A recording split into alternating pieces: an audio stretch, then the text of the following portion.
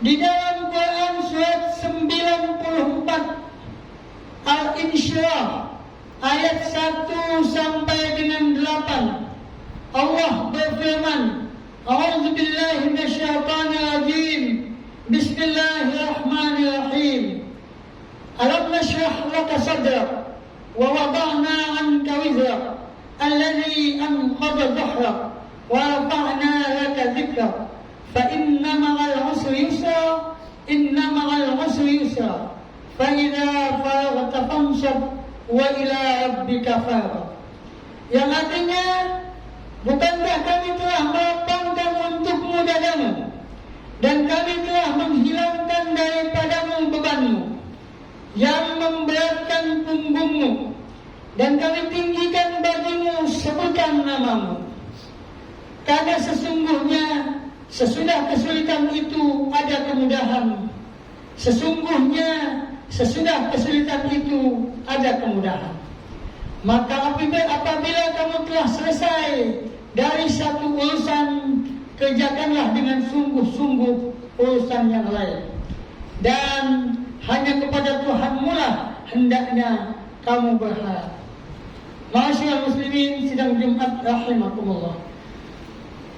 Ketika kita melihat bahwa firman Allah Subhanahu wa taala yang tercatat di dalam surat 94 ayat 1 sampai 8 itu yang kesimpulannya adalah Allah telah memberikan satu informasi kepada Nabi Muhammad sallallahu alaihi wasallam agar beliau merasa lapang dada, agar beliau merasa bahawa tugas yang telah diberikan oleh Allah Subhanahu wa taala sebagai Rasul Tuhan, Allah sebagai penciptanya dan Nabi Muhammad sallallahu alaihi wasallam sebagai Rasul Tuhan, sebagai utusan Allah Subhanahu wa taala, di dalam mengemban amanah dakwah ini pasti akan ada kesulitan-kesulitan yang akan dihadapi.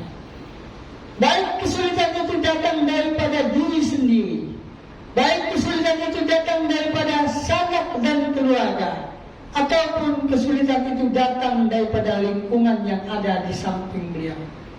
Oleh sebab itu, Allah memberikan satu kekuatan, satu motivasi bahwa Allah pasti akan menolong Nabi Muhammad SAW. Bahwa setiap kesulitan pasti tidak akan abadi. Pasti di sana ada celah-celah yang menyebabkan satu jalan untuk kemudahan, satu jalan untuk kebenaran.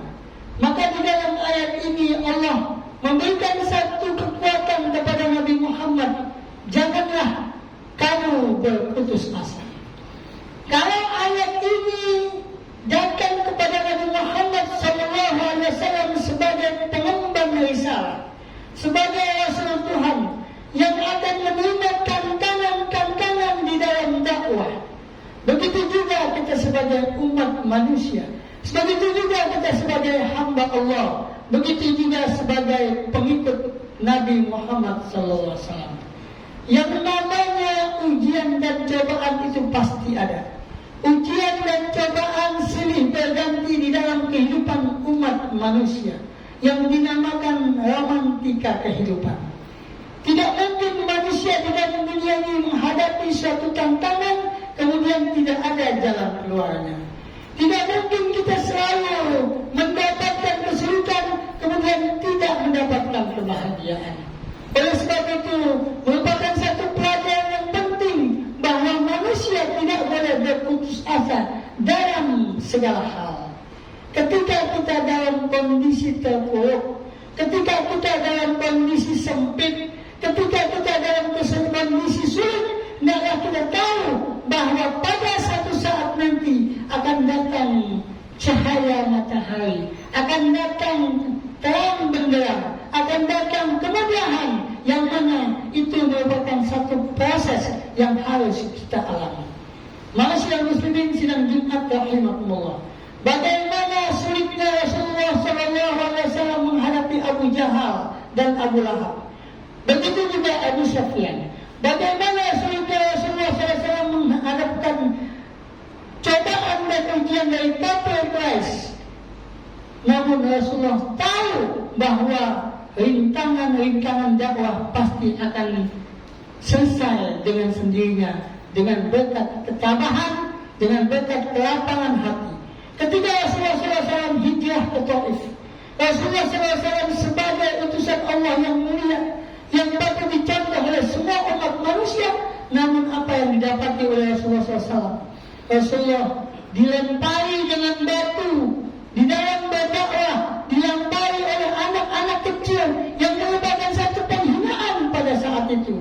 Kalau beliau menghadapi orang dewasa, beliau mungkin akan bisa perang tanding kalau antara istilah kita. Tapi apa yang beliau dapati? Beliau menghadapi anak-anak. Kemana orang tua anak-anak itu? Kemana orang-orang yang dewasa yang menjadi sesepuh-sesepuh pada saat itu? Oleh demikianlah keadaannya. Ketika kita sebagai manusia menghadapi ujian seperti itu, pasti emosi kita akan tinggi, pasti kesadaran kita akan menurun, pasti kita tidak akan merasa ada kemenangan di saat itu. Namun Rasulullah ditegur ketika oleh malaikat dikatakan, wahai Rasul, bagaimana balasan yang patut kepada orang yang mendustakan ayat-ayat Allah, yang mendustakan misi dakwahmu? Apakah perlu aku hancurkan, aku timpakan gunung ini yang ada di Taif ini kepada umat itu? Rasulullah SAW hanya berkata, sabar. Tidak, Rasulullah tidak mau. Kenapa? Karena mereka tidak tahu. Allah mahdi qaumi fa innahum la ya'lamun. Ya Allah, berikanlah petunjuk kepada kaumku, karena sesungguhnya mereka tidak tahu siapa aku. Masyaallah muslimin sedang Jumat rahimakumullah. Begitu juga kalau ayat Allah ini datang kepada Rasulullah sebagai umat Islam dalam suasana hidup di zaman ini. Berapa banyak tantangan dan cobaan yang kita hadapi, baik itu dari depan kita, belakang kita, kanan kiri kita, atas bawah kita, lingkungan masyarakat kita. Di sini perlu kita berlapang dada. Di sini kita perlu mempunyai satu setting goal yang jauh, mempunyai harapan bahwa Allah Subhanahu wa Ta'ala pasti ketika kita tetap berada di dalam kebenaran pasti akan ditolong. In tansurullah yansurkum wa yuthabbit aqdamakum. Jika kamu tolong agama Allah, Allah pasti akan menolong kalian dan akan mengukuhkan pendirian kalian. Tapi sudah diingatkan oleh ayat Al-Insyirah, innama'al usri yusra. Sesungguhnya setiap ada kesulitan pasti ada kemudahan. Fa innama'al usri yusra. Dijelaskan juga sesungguhnya bahwa setiap kesulitan pasti ada kemudahan. Yang kedua adalah kita berlapang dada dalam setiap langkah hidup kita. Kita berikan kesempatan kepada saudara kita, kita berikan kesempatan kepada orang lain. Ketika kita sholat berjamaah, ketika kita mendengarkan ceramah, ketika kita menghadiri pengajian, ketika barisan-barisan sudah memenuhi halaqah, memenuhi ruangan, ketika ada orang yang datang dari belakang, berikan mereka kesempatan untuk bisa duduk. Tafassahu, berikan mereka jalan. Jangan sampai mentang-mentang kita duduk paling dulu, kita datang lebih dulu, kemudian ada orang datang belakangan untuk mencari tempat pengajian, untuk mencari ilmu. Kita sempitkan, kita tidak berikan peluang. Itu namanya bukan akhlak yang diajarkan oleh Islam. Dalam hal-hal yang kecil seperti ini kita lihat di masyarakat. Karena kebanyakan manusia, walaupun tidak semua, kebanyakan manusia terkadang terlepas daripada siapapun juga mereka beribadah, terkadang dipesongkan bukan karena Allah tetapi karena dunia semata, karena pencitraan, karena ingin mengharapkan ridha manusia. Dan kita bukan seperti itu diajarkan oleh Al-Quran dan Sunnah Rasulnya. Kita hendak tafassahu, kita jangan gesek kosong. Hendaklah kita asah-asih asuh sehingga kita menjadi manusia-manusia yang damai, tenang, sebagaimana Islam dikatakan sebagai rahmatan lil alamin.